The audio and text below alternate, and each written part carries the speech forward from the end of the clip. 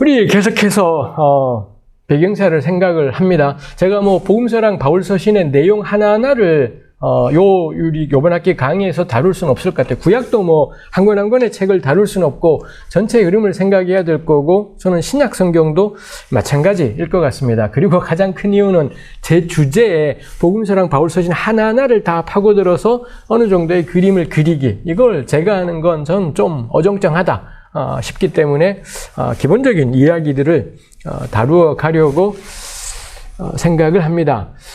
그 다음에 또 우리가 생각을 할 것이 지금 로마 제국이라는 기본 틀이 있죠. 그리고 로마 제국이 성향이 평화가 있었다라는 거고, 빈부격차가 있었다라는 거고, 로마의 철학들이 있었다라는 것입니다. 그 다음에 그 시기를 살아가던 유대인들이 있습니다. 아까 이야기했지만 유대인들을 지탱하는 건 우상 숭배 반대, 형상을 숭배해서는 안 되는 것, 그 다음에 한 하나님밖에 없다는 것, 그 다음에 안식일 할례 정결, 요게 이 사람들의 기둥이고요. 나머지는 다 달라요. 나머지는 서로 간에 다 다르다 보니 우리가 흔히 유대교, 우리 지난 시간에도 이야기했지만 유대교가 주다이즘이란 영어를, 그리스에서 나온 영어를, 그리스어로 만든 영어를 번역을 한 걸 유대교라고 하지만 사실은 더 주다이즘, 디주다이즘이라는 게 없다라는 거죠. 가장 기본적인 삶의 틀은 거의 공통적이지만 나머지 부분에는 원체 생각들이 다르기 때문에, 그래서 유대교는 복수로 주다이즘즈라고 표현해야 한다, 이런 이야기가 있을 정도이지요. 근데 신약 성경에는 그렇지가 않습니다. 신약 성경이 그려내는 유대교는 획일적이에요. 특히 이 마가복음이나 마태복음 이런 복음서들이 그려내는 유대교는 바울도 그렇습니다만 매우 획일적인 유대교의 모습이 그려져 있습니다. 그래서 우리 복음서 보면서는 뭐야 이거 바리새인들 거의 미친놈들 아니야? 이런 생각을 하게 되지만 실제로는 그렇게만 볼 수가 없을 겁니다. 당연하지 않겠어요? 당연하지 않겠습니까? 가령 오늘날에 저보고 누가 바리새인이라 그러면 제가 열받을 거고요. 저 같은 경우 오늘날에 한국 대형교회는 다 바리새인이야 이렇게 막 말할 때 그분들 들으면 겁나 열받고 그러지 않겠습니까? 그때도 그럴 겁니다. 예수님 때도 이 사람들 예수님한테 개박살나지만 이분들은 미치고 발짝 뛸 노릇, 자기가 그렇게 나쁘고 위선적이라니 절대로 누구도 동의하지 않을 겁니다. 그래서 우리 복음서 봐도 딱 나오잖아요. 예수님 말씀 듣고 회개한 바리새인이 누가 있습니까? 디모데, 아리마대 요셉, 이 두 사람이 바리새파 사람인 것 같습니다만 이 둘 빼고는 예수님은 바리새인들을 거의 바꾸지를 못해요. 설득력이, 그 사람들에게 예수님의 말씀이 설득력이었고 반감만 불러일으켰고, 예수님하고 접하는 순간부터, 특히 요한복음 같은 경우는 바리새파랑 예수님이 접하는 순간부터 이 사람들은 예수를 죽여야 되겠다. 예수님은 단 하나의 설득력을 만들어내지를 못하신 겁니다. 반감만 어마어마하게 키워버렸고 결국 이런 사역은 딱 3년 하고는 제거될 수밖에 없는, 사실 요한복음 때문에 3년이라고 생각하는 거지 마테마가 누가에는 예수님 사역은 1년 정도밖에는 안 되는, 그렇게, 왜냐하면 6월절 준수가 그렇게밖에 안 나오기 때문에 하여튼 그럴 수가 있더라라는 것입니다. 해서 우리가 복음서를 읽으면서 또 하나 상상을 해야 될 게 유대인들을 미친놈들이라고 생각해서는 안 된다 라는 것입니다. 그럼 이게 무슨 유익이 있나요? 복음서를 안 믿게 하는 것이 아니라, 그럼 복음서가 왜 이렇게 표현했지? 그럼 복음서는 도대체 무엇을 의도하고 있는 거지? 이걸 우리가 묻게 되는 것이 있더라라는 것입니다. 그래서 우리가 성경 읽을 때 끊임없이 물어봐야 될 게 왜 이렇게 쓰지? 왜 이렇게 표현하지? 라는 겁니다.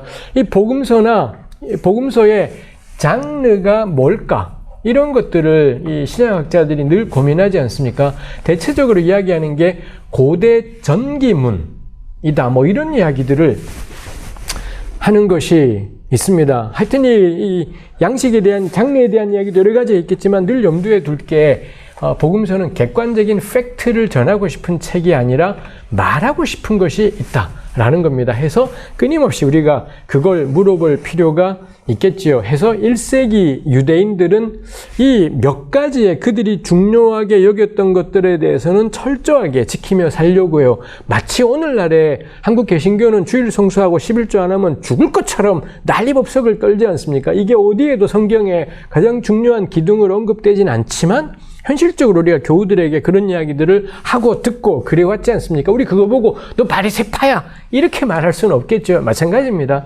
1세기 유대인들이 그렇게 경직되어 있지만은 않고 가장 기본적인 것에 있어서는 철저하게 살아가려고 했었고, 특히 바리새파는 지난 시간에 했지만 성전만이 아니라 삶의 전 영역이 하나님 앞에서의 영역이라고 해서 곳곳마다 해서 올바르게 살려고 했던 것들이 있더라라는 점을 생각해 볼 필요가 있습니다. 또 하나 이 1세기 로마를 생각하면서 중요한 개념이 후원입니다. 후원하고 후원받고, 후원하는 것이 이 로마의 문화 가운데 들어있는 것이 있더라는 거죠. 좀 더 나이도 많고 지위도 있고 경제력도 있는 사람이 그렇지 않은 사람을 후원하는 겁니다. 재정적으로 후원을 하는 거고요. 근데 이건 일방적이지 않습니다. 그럼 그렇게 후원을 받는 피후견인의 의무는 뭔가요? 자기를 후원하는 사람에 대한 충성인 거죠. 그 사람에게 충성하고 그 사람에게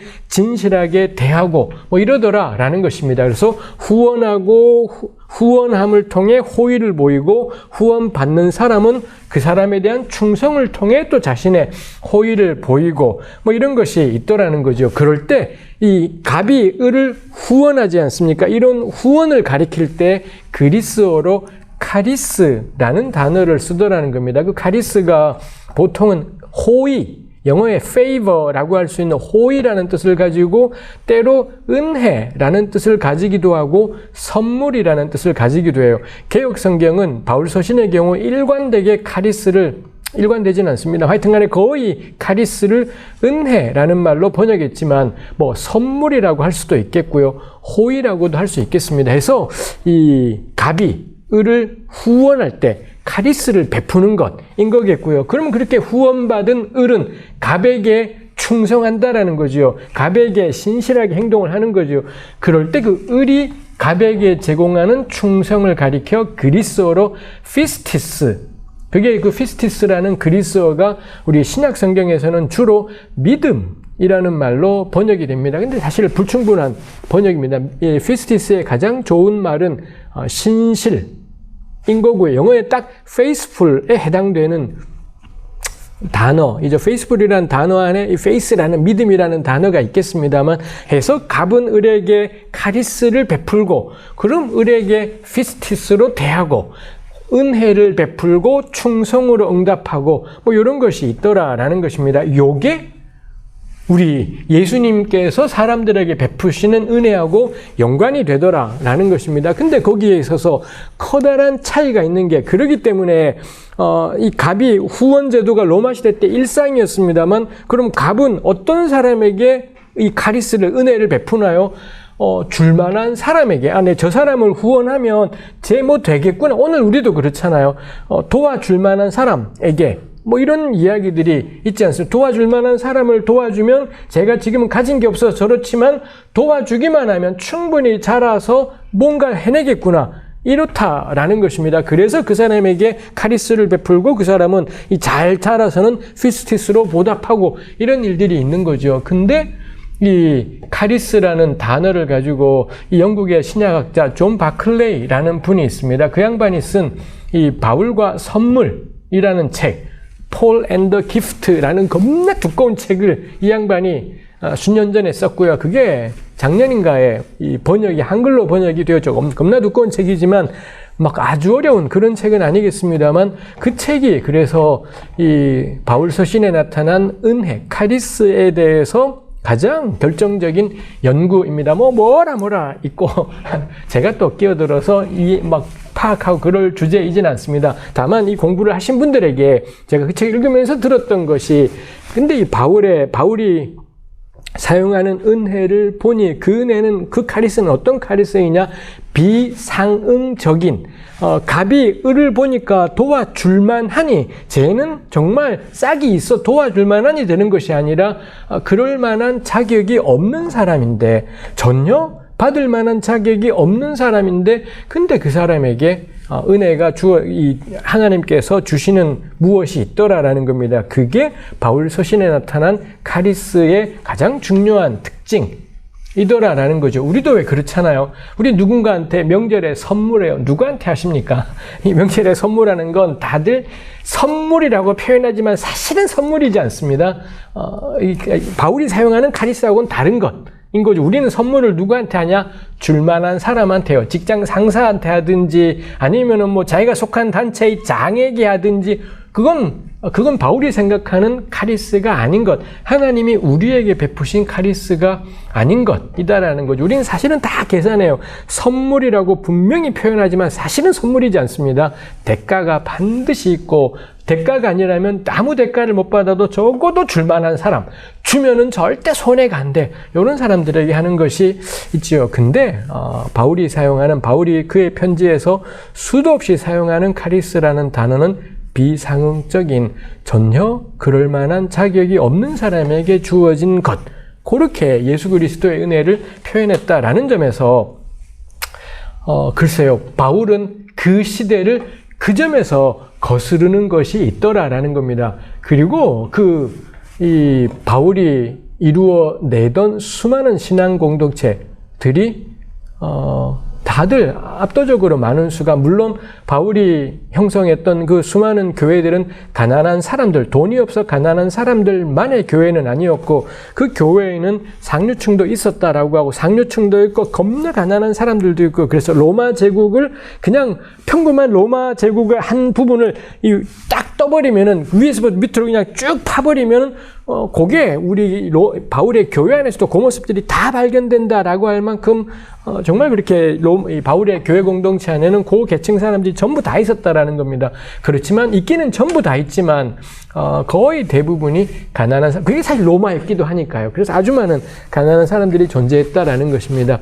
그게 이 바울이 도시 곳곳을 다니면서 형성했던 교회 공동체입니다. 저는 이게 그 점에서 바울의 교회가, 우리 기독교가 세상을 거꾸로 가는 것이, 바울은 로마를 반대하지 않습니다. 그렇지만 받을 많은 사람에게 베풀어지는 후원, 싹이 있는 사람들에게 베풀어지는 지원이 아니라 전혀 받을 자격이 없는, 그건 바울의 경험이기도 해요. 바울 스스로가 예수 믿는 사람들을 죽이려고 생 난리법석을 떨었잖아요. 막 도시락 싸고 다니면서 그 사람들 죽여야지. 스데반 죽는 것도 사람이 죽어나가는데, 사람이 죽는데 돌 맞아 죽는 겁니다. 그거 보신 적 있습니까? 스토닝이란 영화에 보면 사람 돌 때려 죽이는 게 얼마나 힘든 일인지가 나와요. 그걸 바울이 곁에서 보고 있어요. 거의 미친놈에 가까운 겁니다. 사람이 돌 맞아 죽으려면 정말 긴 시간에 걸쳐서 계속 맞아야지. 그리고 온 피로 가득해져야지. 그래야 죽는 게 돌 맞아 죽는 것. 이거 보고 있는 건 제정신인 사람이라면 절대로 사람 돌 맞아 죽는 걸 끝까지 볼 수가 없어요. 근데 바울이 그걸 보고 있었지 않습니까? 미친놈에 거의 미친놈에 가까운 이 사람이 이 회심전에 바울일 겁니다. 근데 이 사람이 종교적 확신으로 가득한 거예요. 자기 하나님에 대한 열심으로 가득한 채로 사람이 죽어가는데 지도 알 겁니다. 저 사람이 도덕적인 잘못을 저지른 게 아니라 단지 종교적 견해 차이라는 거. 근데 그 사람이 죽어가는 걸 보는, 이게 저는 종교의 끔찍함입니다. 종교가 광신으로 빠지면 이런 일들을 끄떡없이 완전히 미친놈이 되어서 사람이 죽는데도 종교적 견해가 다르다고 그거를 그냥 볼 수 있게 만드는 게 종교. 정말 무시무시한, 전 인류의 정말 해악이다 싶은 이런 종교들은 말입니다. 해악이다 싶은 이런 종교인들이 많아지면 우리 지구는 다 끝장나고 말 겁니다. 아무리 종교적 견해가 달라도 사람 그래 죽이면 안 돼요. 아무리 종교적 견해가 달라도 타 종교 믿는다고 다 쫓아내고 발 못 붙이게 만들고, 이따위 종교는 지구상에서는 존재해서는 안 되는 겁니다. 아무리 우리가 예수를 믿어도 무슬림은 이 땅에 한 명도 못 들어야 돼. 미친놈들, 이건 종교, 정말 개쓰레기 같은 집단이지 않겠습니까? 바울이 그런 사람이었던 겁니다. 근데 그 바울에게 예수께서 나타나신 거죠. 그래서 바울이 전했던 복음은 자기의 경험하고 뗄 수가 없어. 자기야말로 아무 자격 없는, 그 놀라운 주님의 은혜를 받을 단 하나의 근거도 없는 사람인데 예수께서 그에게 나타나셨더라라는 것입니다. 이 바울이 전하는 거, 그게 우리가 받고 증언하는 복음입니다. 무자격자에게 주어진 은혜인 거죠. 그렇기 때문에 이거 우리가 사실 계속 염두에 두고 묵상한다면 교회가 그 누구한테도 자격을 물어서는 안 되는 거구나. 우리 교회를 다닐 수 있는 사람은 그야말로 그 누구나 인 거겠구나라는 것. 절대 교회는 이런 사람만이 예수를 믿으를 해서는 안 되는, 그 누구도 금을 그을 수는 없는 사람이겠구나가 있지요. 그 다음에 또 하나 로마의 문화를 관통하는 것이 명예와 수치, 코드라는 것이 있습니다. 명예가 더럽혀지면 큰일 난다라고 생각하는 이런 것들이 있더라라는 것입니다. 다른 사람들에게 어떤 평판을 받고 있느냐, 이런 명예 수치 코드가 있습니다. 이거 우리 1세기 로마, 1, 2세기 로마를 다룬 책들이 다들 이런 명예 수치 이야기를 하는 것이 있습니다. 근데 여기에서도 예수께서 이걸 뒤집어 버리는 거죠. 다른 사람들의 평판, 다른 사람들의 알아줌, 이런 것들이 있을 텐데, 그래서 예수님께서 병자를 고칠 때마다, 귀신을 쫓아낼 때마다 사람들은 우와, 저가 다윗의 자손이구나 수근수근 대면서 이야기하지 않습니까? 근데 그때마다 예수님은 단 한마디도 대꾸하지를 않습니다. 주님은 당신이 다윗의 자손이라는 걸 한 번도 인정하신 적이 없이 계속 그를 침묵하거나 모른 체 하거나 이렇게 대응하신 것이 있더라라는 것입니다. 그러고는 주께서 말씀하신 게 뭔가요? 너희 중에 누구든지 크고자 하거든. 이거 명예 코드와 연관이 있습니다. 근데 너희 중에 누구든지 그런 명예로운 사람이 되고자 한다면 종이 되어 섬겨라. 이런 말씀을 하는 거죠. 명예 코드를 인정해요. 명예로운 사람이 되는 건 정말 좋은 거야. 너희들도 다 명예가 있으면 좋겠어. 근데 뭐가 명예롭냐? 종이 명예롭다. 이렇게 바꾸어 버린다는 점에서 예수님은 1세기 로마를 살면서 명예 수치 코드를 인정하고 받아들이되 뭐가 명예인지를 바꿔버리는 것. 이게 예수께서 행하신 방식이죠. 심지어 예수께서는 십자가에 못 박혀 죽으시지 않습니까? 십자가형은 우리 이거에 관한 책들도 막 이런저런 책들이 나오고 있지만 십자가형은 가장 모욕적이고 수치스러운 것일 텐데, 근데 예수께서는, 그리고 그 이후에 그 예수를 고백하는 기독교는 십자가가 상징이에요. 가장 모욕적이고 가장 수치스러운 것이 십자가일 텐데, 근데 그 십자가가 자랑이 된, 그 십자가가 명예가 된 것, 그게 우리 기독교 신앙 이다라는 것입니다.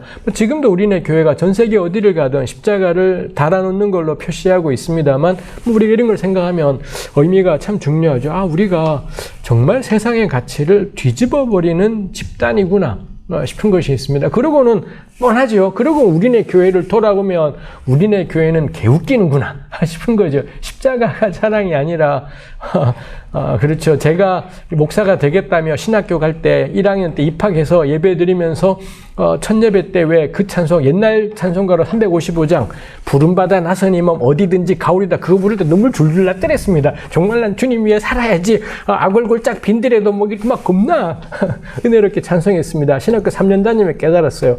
악월골짝에도 급이 있어요. 겁나 좋은 악월골짝이 있고요. 진짜 끔찍한 악월골짝이 있고, 이 망할 놈의 신학생들이 전부 다 괜찮은 악월골짝을 가겠답시고, 명성교회니 사랑회비 이런 데 그냥 부격조 간다 이력서가 그냥 쏟아지고 쌩 난리 법석을 떨고, 그런 데 나오면은 이게 스펙이 돼요. 아니, 그럴 거면 신학교 너 왜 왔냐 이 도둑놈들아 싶은 생각이 드는 겁니다. 그딴 걸 스펙으로 할 거면 너 신학교 왜 왔냐, 그냥 가서 돈 벌어라, 그냥 가서 목사 흉내 내지 말고 그냥 돈 벌고 살아라 이 자식아 싶은 생각이 드는 것입니다. 악월골짝에 급이 생겨요. 십자가에도 급이 생기고, 그리고는 지새끼한테 교회 줘버리고는 그것도 십자가요.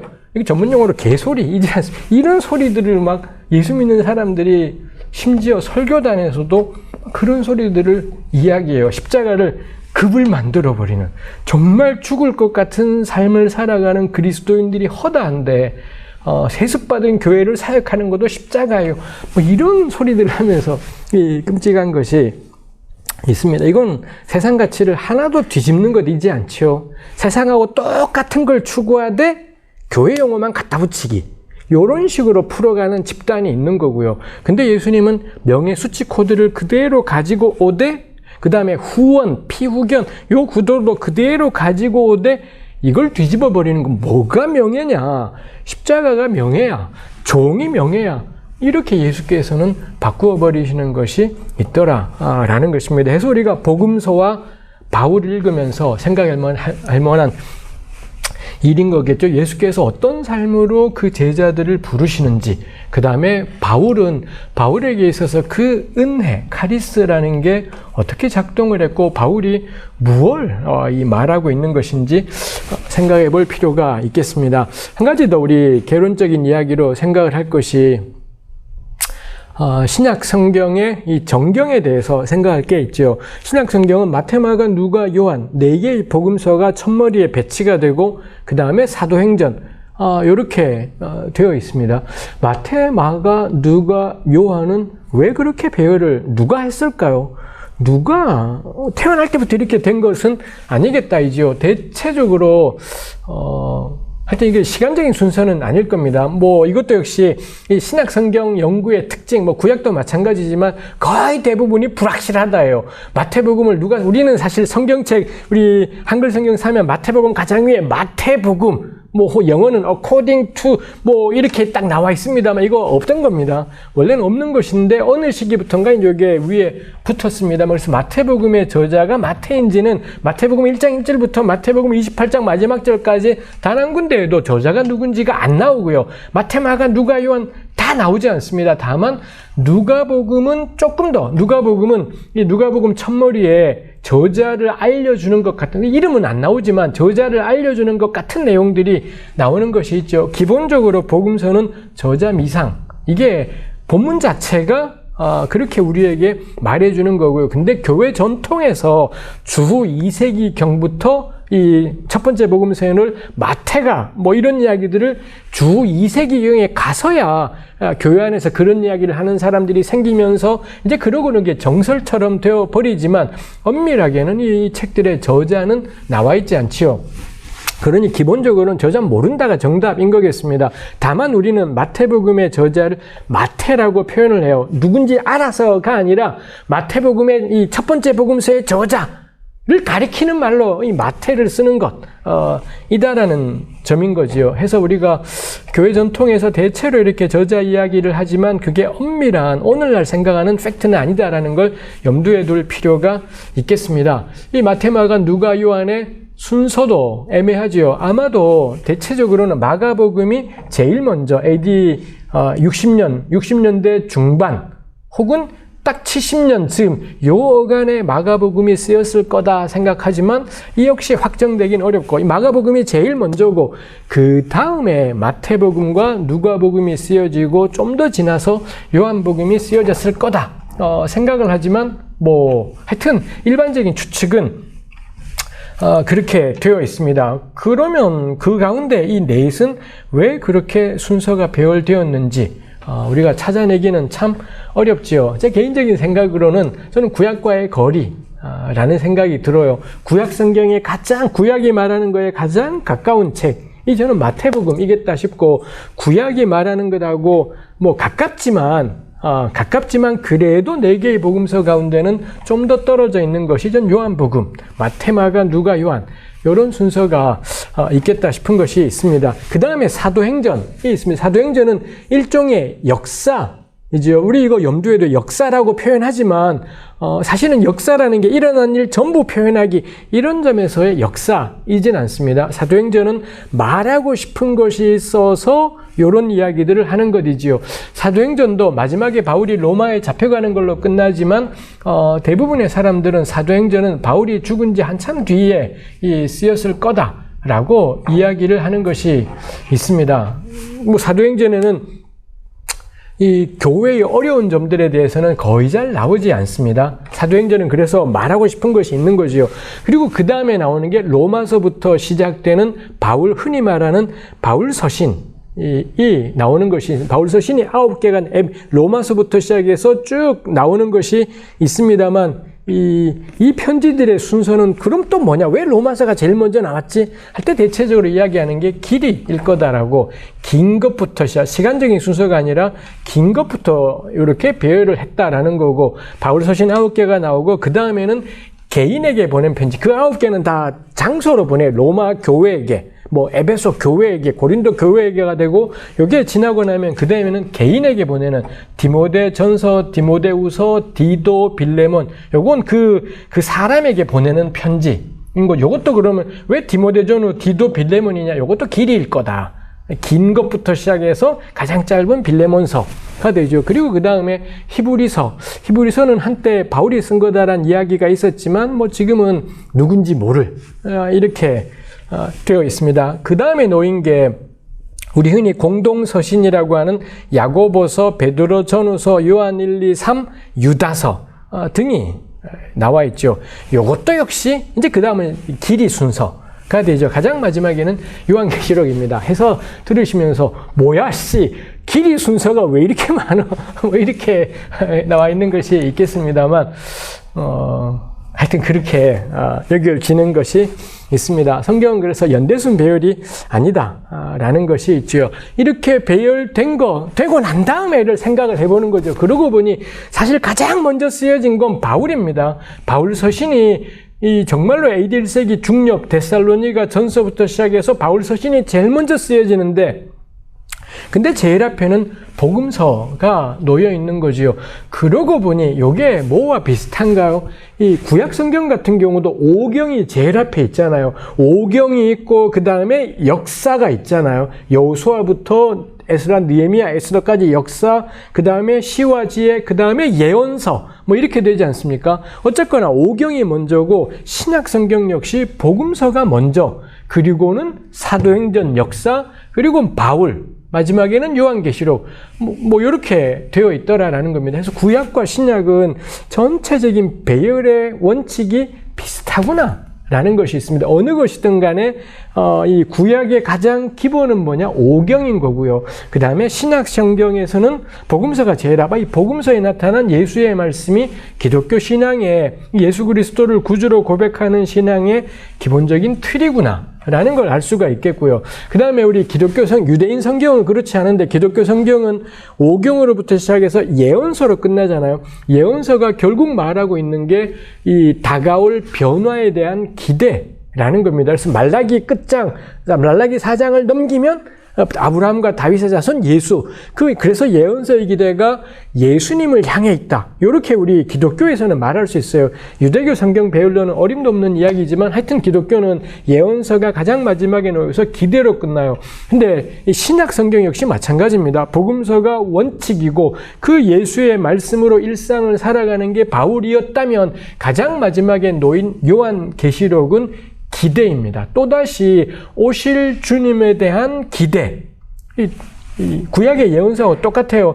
구약의 예언서는 오실 그의 나라에 대한 기대인 거고 신약 성경 그의 나라의 내용이 뭐냐? 예수 그리스도이기 때문에 마지막 요한계시록은 오실 주님에 대한 기대로 끝나는 것이죠. 해서 저는 구약 성경이나 신약 성경이나 이 배열의 방향이, 기본적인 방향이 일치한다라는 거고, 결국 기독교 신앙은 한마디로 말해서 뭐냐? 기대구나.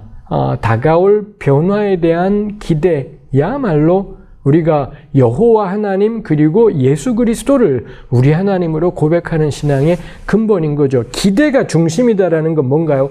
지금 있는 게 전부가 아니라는 것, 지금 우리에게 주어진 게 다가 아니라 이거 넘어가 있다라는 것. 언제나 현 체제, 우리 스테이터스 쿠어라고 부르는 지금 체제가 다가 아니라 그 다음에 무언가가 있다라는 것. 근데 그 다음은 전혀 보이지 않습니다. 보이지 않지만 그 다가올 변화를 기대하며 지금의 일상을 살아가는 것. 구약 신앙이기도 하고 저는 신약의 예수님 신앙이기도 하다 싶습니다. 우리 오늘 강의는 여기까지 하도록 하겠습니다. 들으시느라 고생하셨습니다.